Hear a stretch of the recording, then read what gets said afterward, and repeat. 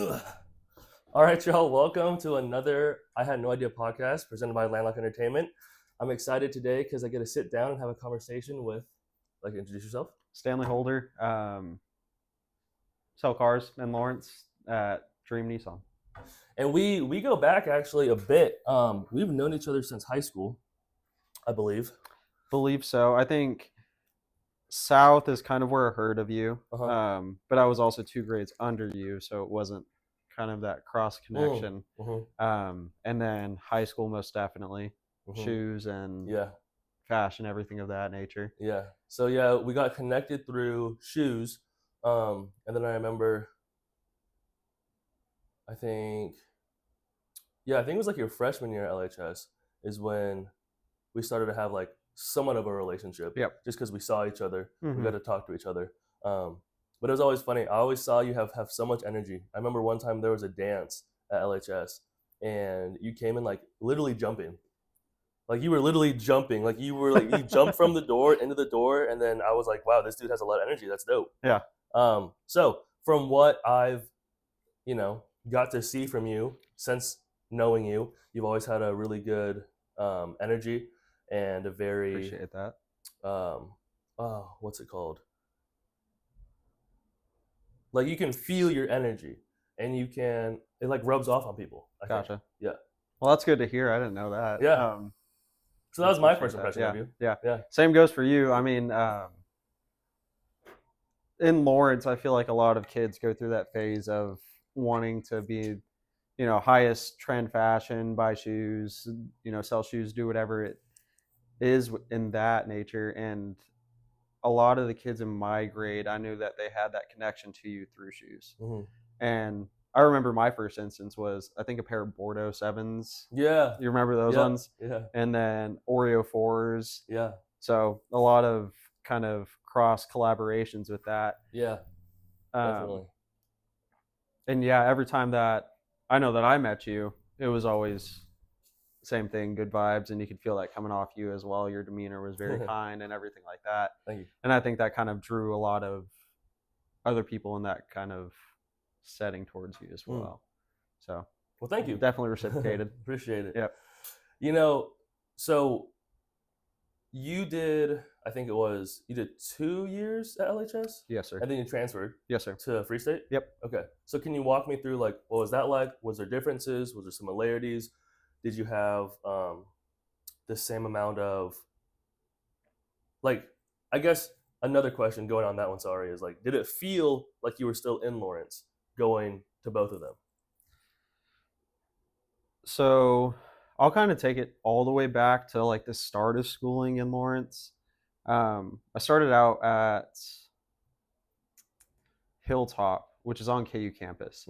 So my mom was a grad school student. My dad was a grad school student at KU. And it was just easy for them to take us there because it was on campus. They don't have to drive super far to take us there. Was that the one that's right by that fire station that got demolished? No. So it was on campus, and then it's probably, like a block away from Naismith. So it's kind of tucked away back behind it. It's still up? Okay. They still have it going. Okay, cool. So started out there, super good curriculum for kids learning and everything like that. And a lot of kids that I went to school with in middle school and high school, they actually went there as well. So nice. Had those deep-rooted connections with them, which is super nice. So was that elementary school? That was preschool. Preschool, okay. Yep.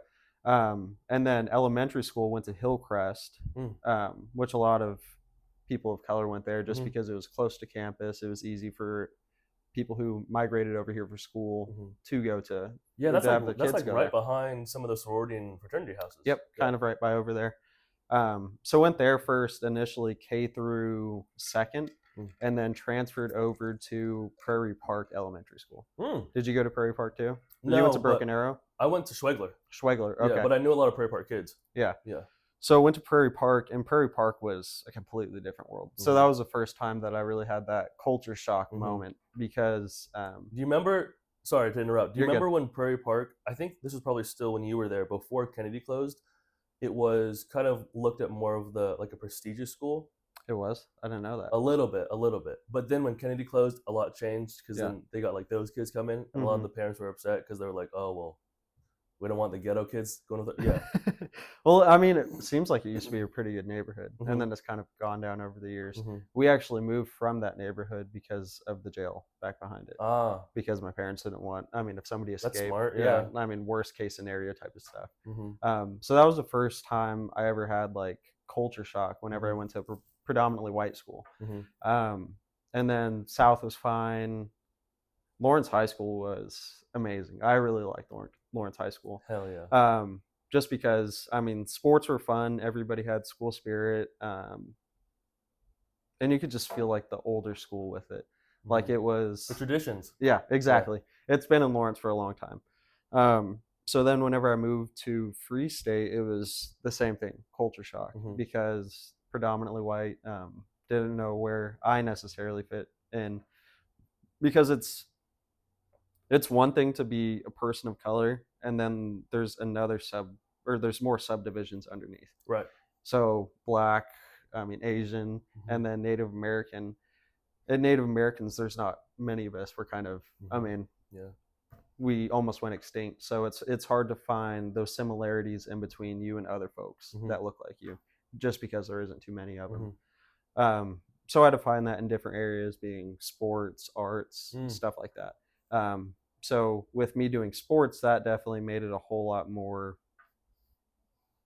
easy to find friends. And then same with art, figuring out, you know, this person likes art too, so we can go and hang out and we can draw and do stuff like that. Yeah. So it wasn't ever like a thing where I couldn't make friends, but there was a lot of hierarchy with, I feel, parents' income at Free State compared to at Lawrence High School. Yeah. Lawrence High School, that wasn't really ever talked about. Compared to Free State, if your family didn't make a lot of money, then you kind of got looked at as ghetto at that point. Yeah. So it was definitely a culture shock. Yeah. Yeah. Thank you for that insight. Do you think so? Like, what's your experience been growing up? Because growing up, it was cool because we had Haskell at Schwegler. There was more people. There was more indigenous people in my school than like Asian. Yeah. And I think in my class, I was one of two. Really? Yeah. But like, what was it like, and what's it been like being in Lawrence, where because I remember when I first left Lawrence, I was like, I mean, even going to like Kansas City as a kid, I was thinking like, wait, where are the other homies? Yeah. You know what I mean? I didn't realize how fortunate I was growing up to have that culture. So what's it been like for you? And all your family's here? Good amount. Good amount? Yeah. Okay. Yeah, all my immediate family, so like my mom, my dad, my siblings. And what tribe are you? I'm enrolled in Wichita, down in Oklahoma, Okay. but culturally we're Lakota from up in South Dakota. Oh, okay, cool. So then, for like events, then do you go to Oklahoma or is that in South Dakota? Both. Both? Yeah. Okay, cool. So we have a lot of family down in Oklahoma, and then a lot up in South Dakota too. That's nice that they're pretty close. Yeah, but growing up in Lawrence with having Haskell, our parents kind of chose that for us. Okay. As you know, we were being raised, they didn't want to remove us from that situation.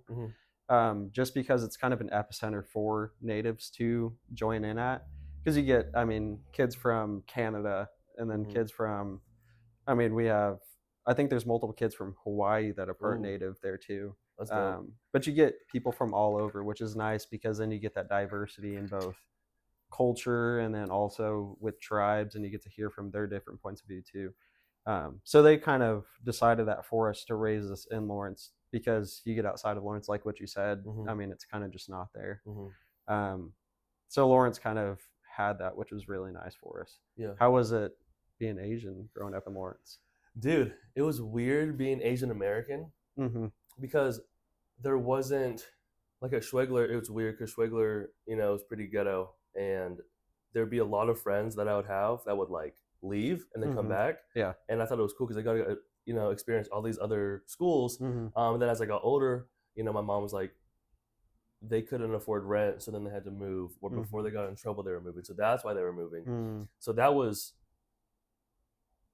like a shocker to me, because growing up, it wasn't like, there was a lot of kids would fight and a lot of kids would smell like smoke, but I didn't think anything of it. Yeah. But it was strange because when I went to South, that's when I was introduced to all of the.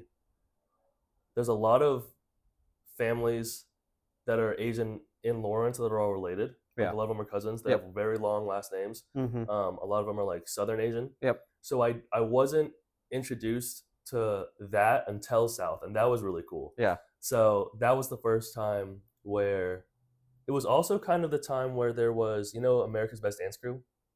Yeah. So there was like the Jabberwockies Mm-hmm. and a lot of these really cool Asian dance clubs. And some of these guys, some of the friends that I had would wear these shirts. And then I got introduced to that. Yeah. So it was like little parts of that culture. And then also, I think it was about that same time, my parents were friends with some church friends that were Korean. Mm. So then I got a lot of that culture where they would invite us over or we'd have them over and and my dad would make Korean food. Yeah. So that was really cool. But it was also strange because as much as I felt like when I was at South, I said I was the only Asian guy that wasn't related to everyone else. Yeah. Because literally everyone, and I like this isn't an exaggeration, at South in my grade and below and around were all related. Yeah. Because they were all Thai, All cousins, Cambodian, and yeah. Yeah. So it was cool to have that finally. Mm-hmm. But it was also a kind of like a step back because I still didn't feel like Was a part of it. yeah. I was like I look the part, but I'm not fam. Yeah. But they were all super cool, super accepting. Nobody Mhm. saw it like that. Yeah. And then high school, it just was even more Mhm. because then there were people that were like there were other kids that were also adopted. There were other kids that were from like exchange students from like China or something. So then it really, and that's the thing I love about LHS. Sorry, I love about LHS is that there's no like you're not gonna get made fun of being someone that's different. Yeah. You might get made fun of if like you say a dumb question or something. Yeah. So the acceptance that had, I think, was amazing, Mhm. and I didn't think of it as much as I got older, but I just still thought it was strange because I'm adopted.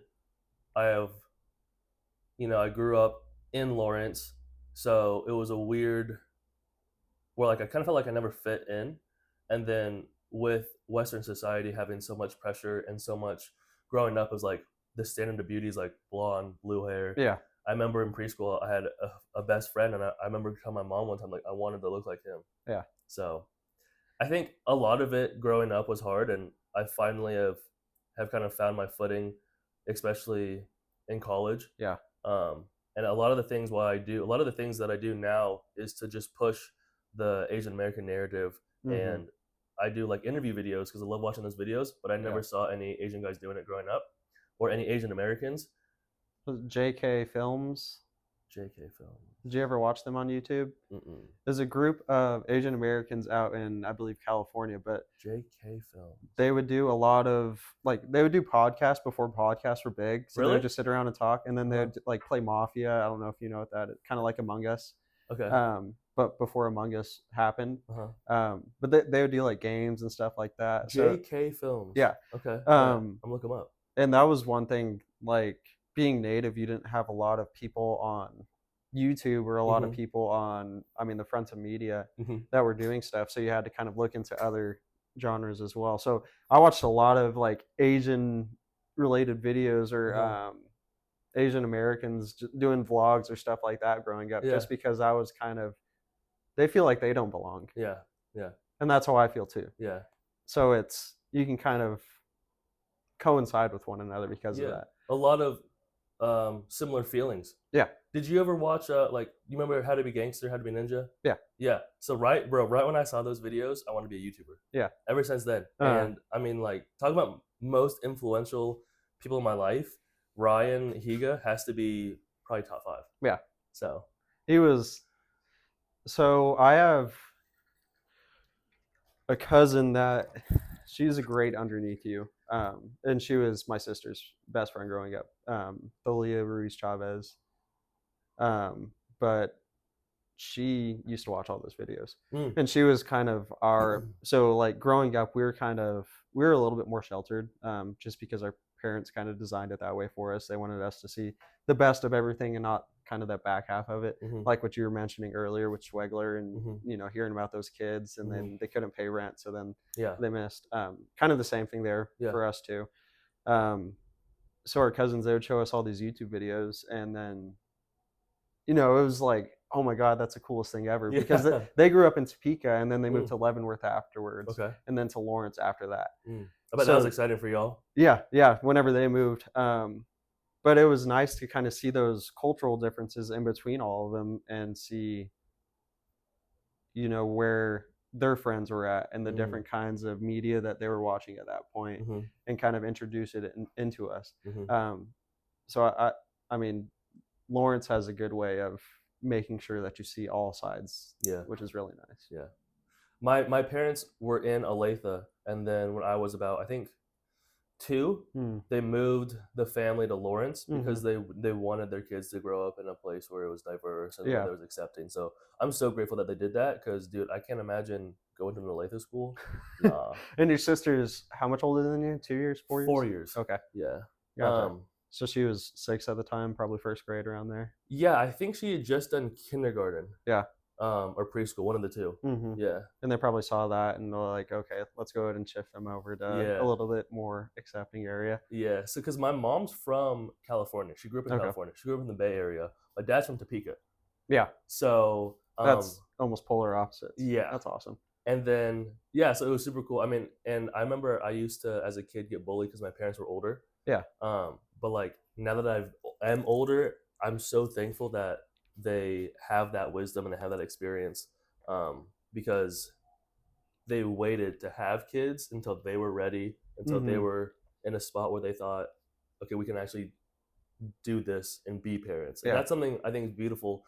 And I think I wish a lot of people our age would really think about and consider, Yeah. because there's so many people in my grade and my age that have kids that I just, It's kids having kids at that point, right? yeah. And it's just, I mean, it's beautiful. Okay, if you have a kid, I'm not shitting on you, but it's sad because it's like, it makes me sad because I used to be a mental health counselor and I would see all these kids that would have super young parents, Yeah. and the parents, weren't, they were Weren't barely ready yet, surviving. right? Yeah.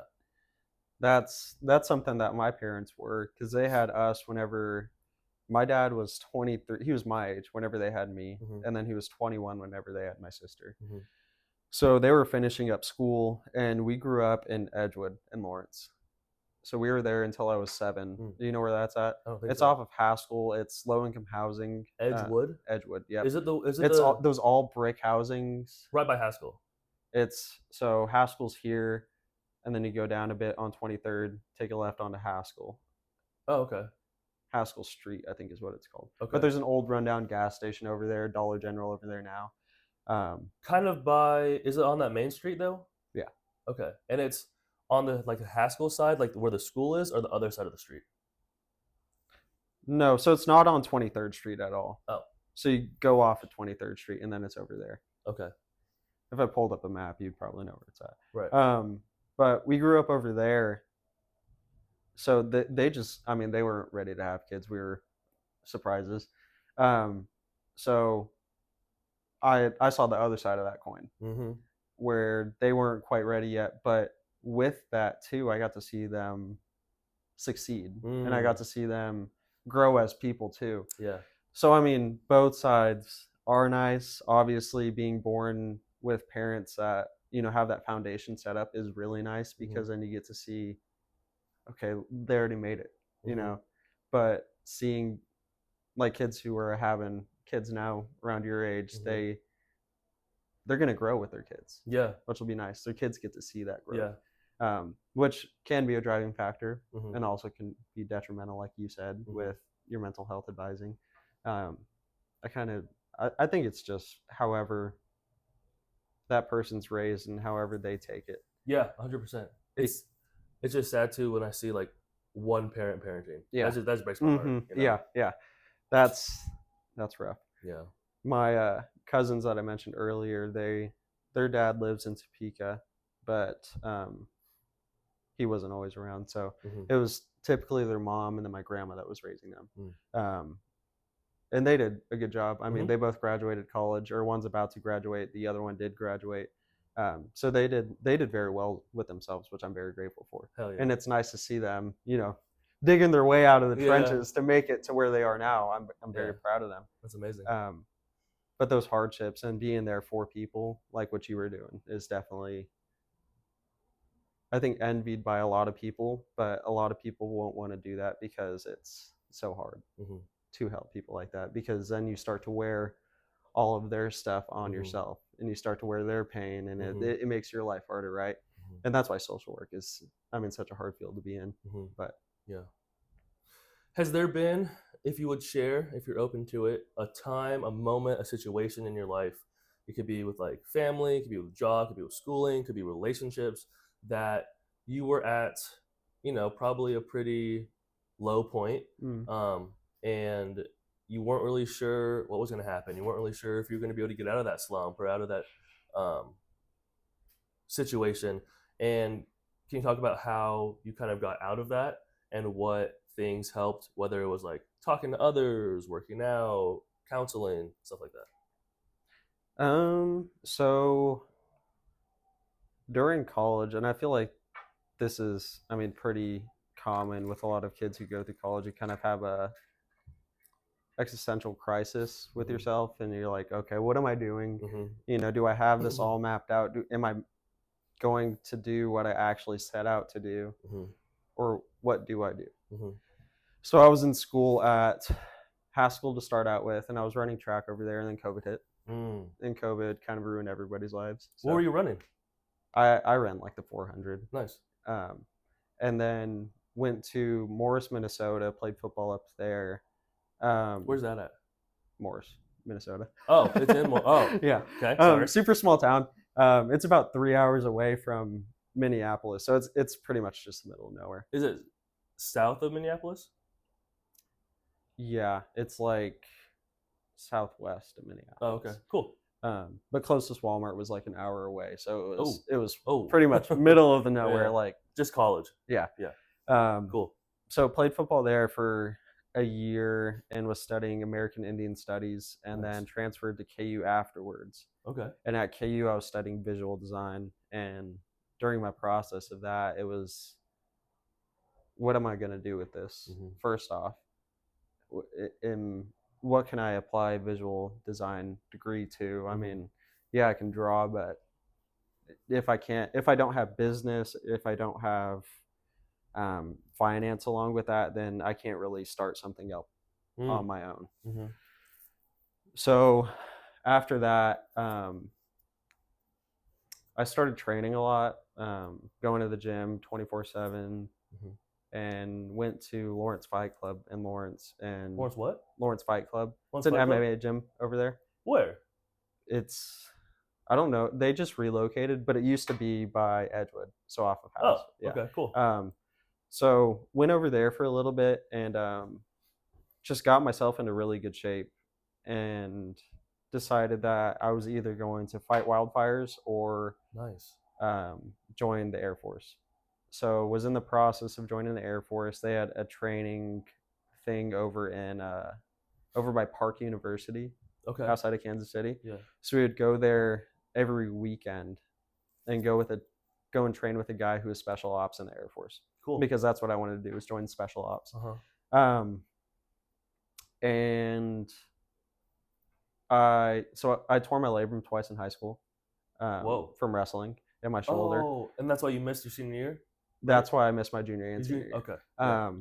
So whenever I was training to join the Air Force, they kept on sending me to shoulder specialists just to make sure that if they put this much money into an investment, that it's not going to go bad. So that process took about a year, and then afterwards, I was like, this is taking too long. Yeah. Let me go find something else to do. Yeah. So got into solar sales afterwards, and solar sales was terrible, but it was a great learning moment with how to talk to people, because I was invited into people's homes to tell them about solar. Yeah. Nerve-wracking, terrible. Wouldn't recommend it. There's a lot of money in it in other places, but Kansas isn't one of those right now. And then got into car sales afterwards. So I guess mentally working through all of those challenges was more, what can I do next to kind of benefit myself? What can I do next to make myself better? Because I wasn't like really good at talking with people before I got into sales, and I kind of made it this thing with myself where I want to get good at talking Mm-hmm. with people. I want to get good at reading. I wasn't good at reading growing up. I want to get into the best physical shape that I can be. Mm-hmm. So it was kind of, I needed to set those limitations with myself to where I can get to this next point. Mm. Um, and I think that truly drove me to dig myself out of that hole, was all of those things to harden myself, because I think oftentimes in today's society we're taught it's okay to be soft. Mm-hmm. It's okay to be gentle. It's okay to be ran over by somebody else's words and stuff of that nature, but that's not okay, Mm-hmm. because your feelings matter, my Mm-hmm. feelings matter. I shouldn't Mm-hmm. be saying things to upset you and your feelings. Mm-hmm. I should have that respect towards you to not do those. And also physically, if I'm to get into an altercation with somebody, I need to be able to back myself Mm-hmm. and defend my family Mm-hmm. if something has to come to that. Mm-hmm. But also vocally, I can do that too. Mm-hmm. So getting myself to that point was definitely a game changer. Mm. And I mean, I'm still doing that today. I'm still like reading finance books and trying to take myself to that next level. I was watching your winter arc, Mm-hmm. I think is what you have on your Mm-hmm. YouTube, and those limitations that you put on your phone for, was it Instagram and then Yeah. whatever else it was, TikTok. TikTok. It's hard because I post on those. Yeah, Yeah. yeah, Yeah. Yeah. You so watched it. Yeah. You yeah, know what I'm talking about. but with those sorts of things, obviously it is your livelihood, so you can't avoid it. But changing your feed and changing those things that you follow to give you motivation or to give you something that can be your next step. So following people that, do what you do at a bigger scale Mm-hmm. and picking up tips from them. That's what I started doing with myself. Mm-hmm. So like on my Instagram, I'm following mainly people who are doing car sales, people who are in finance for car sales, people who are doing real estate and stuff like that, just because that's next step. That's where I want to be. So surrounding myself with those sorts of things, Mm-hmm. I'm not looking back on what it used to be, what I Yeah. used to be. I'm just ever evolving from that point. Yeah. So Nice. that's something that's really helped me out a lot. That's awesome. There's the saying where it's like, show me the 5 people you hang out with and I'll tell you who you are. Yeah. Or like, you hang on the barbershop long enough, you're gonna get a haircut. Mm-hmm. For a long time, I felt like there wasn't a lot of people in my life that I had that wanted or that were going towards certain things and goals and working Mm-hmm. on to better themselves. So what I did was I would just watch a lot of. I was really big into David Goggins. Yep. So I'd like watch him. I'd watch like Jocko. I would watch and listen and absorb a lot of these people. So even though I wasn't hanging out with really anyone, I was still getting that input. I was still Mm-hmm. getting to ingest that and learn. And I think it's cool because now with social media, it's like a double-edged sword. Yeah. You can get lost Mm-hmm. and you can get, I'm not pretty, I'm not blah blah blah. Yeah. She gets so many more likes, or you can use it as a tool of, okay, this person went to work out today. You know what? I shouldn't skip today. I should go. You know what I mean? Yeah. And I think if people had a better grasp and more self-control, Mm-hmm. I think people wouldn't give social media such a bad rap. Yeah. But because it's hard and because people want to be comfortable or they wanted to use it as an escape. Mm-hmm. In that video I was talking about where it's hard because I might be waiting for a video to upload, and then as I'm uploading, I think it's TikTok, you have to still be on the app, unfortunately. Yeah, that's Unlike crazy. I think YouTube, you Yeah. can like get out, but if it's still in the background, it'll still upload. Mm-hmm. So TikTok, so then it's like, okay, am I just gonna look at the screen and wait for the little bar to upload, or am I gonna go to the For You page and scroll for probably 4 videos and then the video's up? Mm-hmm. You know what I mean? But one thing I did do is I changed it to black and white, Mm-hmm. and that's a game changer. Yeah. That's a huge game changer because a lot of the times when it has like a limit, Mm-hmm. like let's say I already hit the limit and then I still need to post, I'll just put like, I think the button's like ignore for today or something. So then after that, you don't get that pop-up again. So, well, I guess there's also a 15 minutes, but that never usually works. Because sometimes I'll click that and then it'll keep popping up before 15 minutes. And then I'm like, I'm trying to upload it and I'm like, get out of here. It's like a pop-up. Yeah.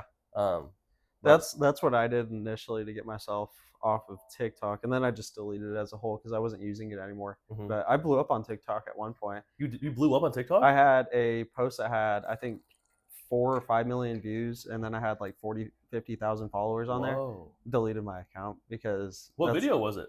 it was something dumb. I mean, it's TikTok, so it's gonna be something dumb. Uh-huh. It was like a Native American check, and it was just video of me. And then I ended up taking it down, and I was like, that isn't who I want to be. So got rid of it. But Whoa. little Whoa. 50 seconds of fame for yeah, myself. you got a little stardom in there. That's cool. But yeah, after that, I just found myself digging myself into a hole with missing schoolwork, to scroll on TikTok all day long. I mean, that's what it is. It's addictive, and that's how they design it, so that way they have more people on it. Great business scheme. Yeah. Yeah, they're killing it. But for the average day person, that doesn't make sense for us because we have to go to work. We have to work on whatever we're doing, and it's same thing with Instagram, same thing with Snapchat. They do all the shorts on all of them because it's. I mean, you can watch the video in 10 seconds, hit the next one, hit the next one. And it's also, I mean, our attention span's just diminishing bit by bit by doing that every single time. Yeah. Like, I read probably 2 or 3 books a month now that I've gotten off of them. And that's helped me out a lot with my attention span. Yeah. With talking with customers too, it's, they're talking about one thing, and I can focus on that whole thing that they're saying and not miss parts, and then bring them up in the future, which builds rapport for me because then they realize that I am listening, I am treating them as a person. So it helps me out a lot. Yeah, that's amazing. What's one of the best books you've read this year? This year, so I actually I listen to audiobooks too. So whenever I'm working out and then whenever I'm driving too. But Brave New World, did you ever read that in high school? Brave New World. It's about a dystopian future, but with that they genetically modify everybody so that way they fall into a certain class. So there's alphas, betas, deltas, epsilons. So epsilons are the worst ones, but they just like lowest. They don't have as much brain power and they're not able to function. So they do jobs that nobody else wants to do. But that was pretty eye-opening because it talks. I think it was written in like the 1800s or maybe early 1900s, something like that. Cool. But it makes you realize a lot of our society and with the way that boundaries are set up for all of us as well. And I mean, we have everything at our fingertips. I mean, I can go online, I can find a PDF of a college level book and I can read through that and I can gain all the knowledge from it without having to go to college. And I can, do a certification on that course and then get a certification to put on my resume. There's so many things that we have on our phones that we're able to access that TikTok, Instagram, social media is just cover up at that point. So like you were saying, it's a double-edged sword. But yeah, I definitely recommend that book. Nice. And I'm listening to another one right now. I was listening to it on the way over here about another dystopian future, but it's about propaganda. Cool. I think it's like 1984 or something like that. You might have read that one in high school. We read a lot of dystopian future books at Free State for whatever reason, which was pretty interesting. But I don't think I've read that one. That one doesn't ring a bell at all. Or we were reading like Great Gatsby. Yeah, I didn't read that. I didn't read a lot in high school. Neither did I. I read the first chapter of The Brave New World, and I knew that, and then I smart noted the rest. Yep. So I didn't know the book. Yeah. And then after listening to it, I know it a whole lot better. And a lot of the things I, thought back on high school, and I was like, why were they, teaching us that in high school? Because there's a lot of, subtle racism in that book. But the subtle racism in a dystopian future book is also not racism because it is a dystopian future. Does that make sense? Okay. Yeah. Interesting. Yeah, I'm intrigued. It's so weird being. My mom's a big reader. Yeah. So she would always read. Big bookworm. And then growing up, I hated reading. Yeah. And then really the only books I read now are like self-help, self-development, business. I'm just finishing DeMar DeRozan's book. That one's really good. And what's that one about? Well, I thought it was so I was kind of confused. I thought it was going to be about his. Okay, so it's basically just a story about his life. Okay. But I think it was 2018. He had tweeted something about depression, Mm-hmm. and so I was kind of confused. I didn't really know going into it. I thought it was just going to be about that situation, but it really just talks about his whole life. Mm-hmm. So it's a not a biography, but Autobiography. maybe, Yeah. yeah. So it's kind of like, but also I just really admired Demar, and he grew up in Compton, so there was a lot of stories he gets to tell, Mm-hmm. and there was a lot of gangs in his life, and he never. It was part of his life, but he was never into one. Mm-hmm. And it's just super cool to see, his mentality and then his relationships, and it's just a super cool, honest book, and it's fun to see how talk about a person who's not supposed to make it, you know, Yeah. and It's like he's 50 Cent's autobiography. I don't know if you've dude. I've listened to read that that. I one. Yeah. like that one a lot. Yeah. And Yeah, then the creator of And One, he's a super good one too. really. Yeah. Have you read Shoe Dog by Phil Shoe Knight? Dog. I have not read that one. That's a No. pretty good one. Yeah. That's just cool because it's like Nike, Yeah. so you get to hear about how he was doing stuff in his parents' basement, Mm-hmm. and then he was doing stuff in a small apartment, Yeah. and then working on Christmas. Yeah, so I really do like those ones. Also, right now I'm listening to Rich Dad Poor Dad. Okay. Yep. Really, Super good one. yeah. Have you read it? Yeah. It teaches you a lot about investments, Uh-huh. assets, and I mean, what you should do with your money to build Yeah. your empire, I think is what he says. Uh-huh. Super good book, though. I Yeah. mean, definitely, I try to follow that to a T with my Yeah. life, with building up my career and then using it as an asset afterwards. Yeah. Have you read Millionaire Next Door? I haven't read that one. No, I've heard that one's pretty good, though. Yeah, I really like that one. That one, and have you read any of the David Goggins books? I read his first one. I listened to his second one. Did you like them? Yeah. Yeah. Super good. I mean, he's kind of outlandish to call it a self-help book. I think that it's more of a get off your ass and Yeah. work harder book. Yeah. Just because the way that he puts stuff is so raw Mm-hmm. and brutal with the way that he saw things, Mm-hmm. which is, I mean, how things should be. It shouldn't be sugar coated, which I love about him. Mm-hmm. But he's also just he's outrageous as a person. He is just insane. The craziest thing I think I ever saw was when he released a book that was the clean version. Yeah. That was crazy. I heard he has a third book. Yeah. So I don't know when that's gonna happen, but I'm excited for that one. His 100-mile marathons, I could never do it. Dude. And then so you listened to the second book? Yeah. Did you hear the part where he on his first book, the cover photo or like the picture, he purposely blocked like the seal Mm-mm. as like a big disrespect, like a big fu to the To the Navy SEALs? Yeah. So my dad, he's in the Army. Uh-huh. He's in the reserves, and a lot of folks in the military don't necessarily like David Goggins because they kind of see him as a fake SEAL because he didn't ever really get deployed and do Navy SEAL stuff, do stuff behind the scenes or anything like that. He went through the training, which the training is brutal. I mean, don't get me wrong, the training is the hardest training that you could go to whenever it comes to the military. But a lot of Navy SEALs don't like him because of that. So they kind of don't see eye to eye. And then a lot of them don't like books being made about their stuff. Yeah, because I heard it's a very, you don't talk about it. Yeah. You don't publicize it. You don't. Yeah. I think I actually have I think I have the first book. I'll show you. Yeah. So you can look at it. But, I think as we're closing, has there been any things or hard times or moments that you want to share? I know that's very broad. Any takeaways from your own life, or any things that you would tell the younger generation, or you would tell your younger self, or you would tell someone going through a hard time? And if you don't have anything, that's fine too. I know that was a very on the spot. Yeah. With no prep. Look at history. They always say history repeats itself, and we do have a lot of more dimensions in our society compared to previous ones. But I mean, fall of Rome, stuff's gonna happen. Yeah. You know, we can't live a perfect.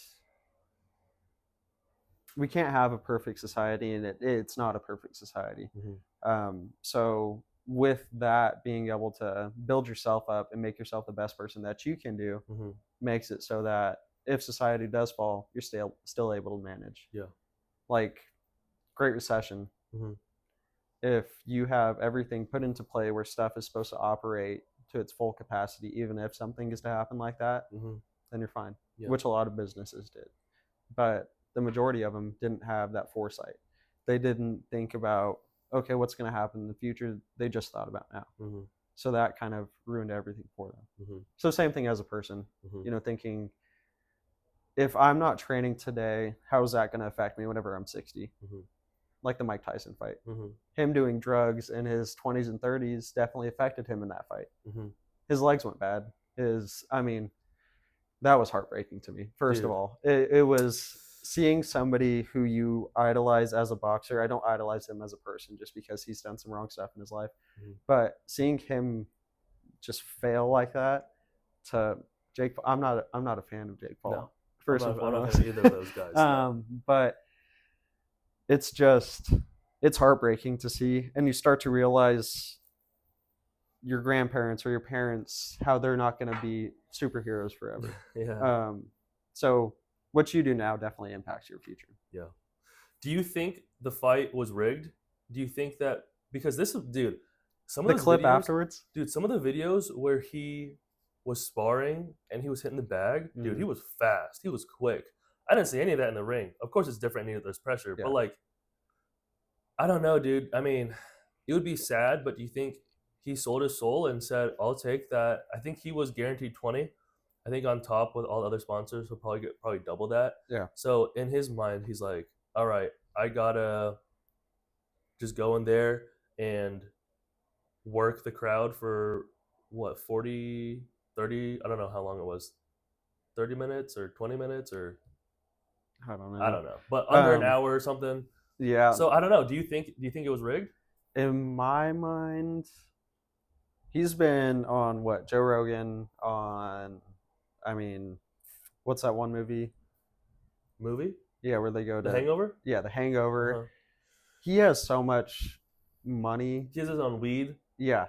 I feel like it's not that important. 20 million amongst all those other things, is 20 million that big of a deal where you're going to throw a fight and ruin your legacy?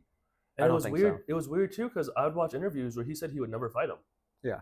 And then all of a sudden, you know what I mean? So obviously there's a lot that we don't know, you know, behind the scenes, but I think there's a mentality that you have whenever you dive far enough into sports where it's like, I'm never going to go bad and I can always do this. And there's a country song about it where he says, I'm as good once as I once was,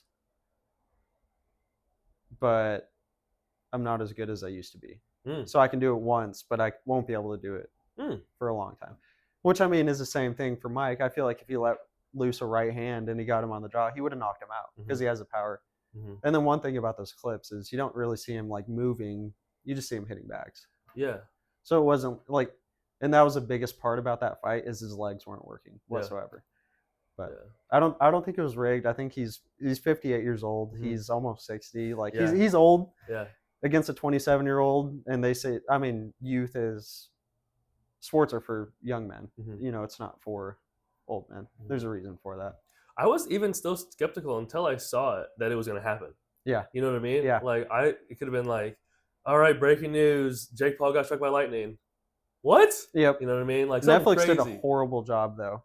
I didn't watch it, but I heard everyone was complaining because of the connection. Ooh, yeah. Were you watching it? Yeah. Was it bad connection for you? It was. Up until that actual fight, there was multiple times where it would just black screen and then have like the loading mark in the middle. Yeah. That's so frustrating. And it would just sit for like 10 minutes. So then I'd refresh the app and then it still wouldn't work. But yeah. But I think they crushed it with numbers. I don't know what the exact numbers are, but I think it was, but Mike got paid, so. Yeah. Mike got paid. Jake got paid. Netflix got more than paid. They're undercards. Did you watch any of those fights? I watched the I watched the highlights of Marino, or what's her name? The women's fight that Uh-huh. happened right before it. Uh huh. That one was crazy. Yeah. She kept on headbutting her. That was pretty messed up. Yeah. That was That super was messed up. brutal. Yeah, I feel like the other girl won, and then they raised the other one's hand, the Yeah. Irish girl's hand. Yeah. Yeah. So I thought that was a pretty big shocker. Uh huh. But I like that Jake Paul's doing that. He's definitely involving a lot more women's and the diversity into the sports, which is nice. Yeah. You know, out of the two brothers, I think Jake's done. I think he's had a little bit more of an ego death and been able to come back from it different. Yeah. I don't think his brothers ever really changed. Yeah. I saw a clip, I think recently, where he was saying all these big podcasts are getting all these brand deals and stuff. And he's like, I've been in the game like even longer. Why am I not getting any? And I was thinking, like, is he being serious? Like, Yeah. after everything he's done? Mhm. I mean, is he not? I mean, I don't know. There's some delusion going on there, but bro, thank you so much. Yep. For hopping on. Thanks for having me. If you guys, as always, have any questions, leave them in the comments below. Thank you guys for watching another episode of I Had No Idea, brought to you by Landlocked Entertainment. Yeah, I think that's it. So awesome. Thanks for watching. Kind of just because. Peace and love, and I'll see you on the next one.